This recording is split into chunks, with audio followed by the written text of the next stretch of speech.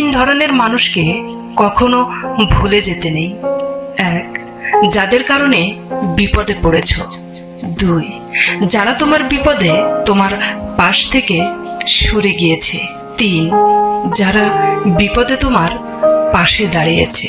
সময় খারাপ নাকি ভাগ্যটাই খারাপ সত্যি জানি না। যে বয়সে সবচেয়ে বেশি আনন্দে থাকার কথা, সেই বয়সেই পাহাড় সমান কষ্ট নিয়ে কাটাতে হচ্ছে।